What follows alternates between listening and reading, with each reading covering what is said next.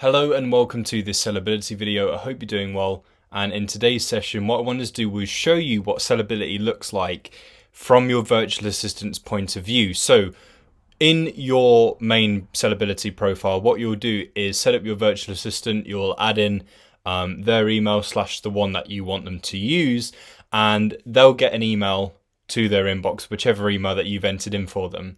And then all they do is follow through the link, set a password, and then this is what Sellerbility will look like from your virtual assistant's point of view. Now, the big difference between this one and then the main Sellerbility that you have is that the Manage VA section isn't there. Also, the ability to touch and change the subscription, that's not there either. All of the reports and such, none of those things are there. Only the essential base functions are here. So it means that your virtual assistants can use Sellerbility alongside you whilst not doing anything to compromise how you've got your Sellerbility set up.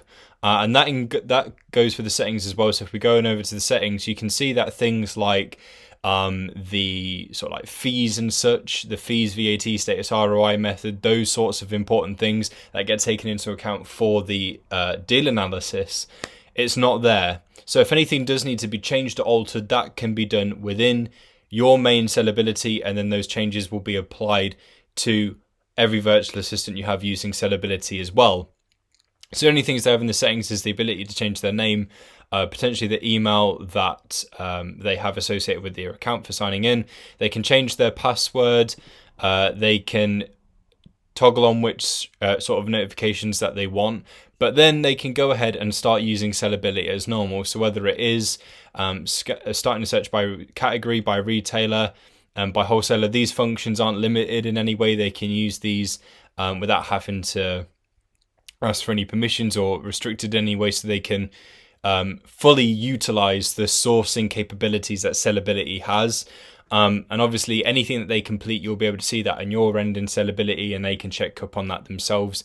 So obviously no searches have been started yet, but all works the same. What they do is select the retailer or retailers that that you want to go ahead with. So maybe it's an idea for you to sort of like specify, hey, look, these are the sort of stores that I'm interested in. Please, could you stick to this? Or maybe, can you check through these categories and just make sure that you look out for X, Y, and Z. And obviously, if there's any certain filtering criteria that you want them to use, specify that, so that way when they go and access a completed scan, they can set and tweak the filter exactly the way that you'd want them to. It's that way they can very easily cherry pick the items that would be best for your business.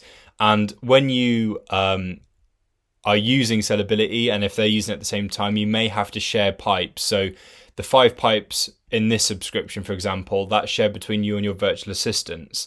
So just bear that in mind when you are using the software. So if your VA could be putting scans through various pipes, you could as well, and that might take up the full 5. And obviously it just may be a case of communicating and saying, hey, look, I know we're working this at the same time, so things will be going through various pipes, but don't worry, still do X, Y, and Z, still scan through, and it will just get added to the queue. So everything will get processed. It's just what gets actively processed that's limited to, the amount of pipes that you have in your plan. So yeah, that's basically what Sellerbility would look like from your virtual assistant's point of view.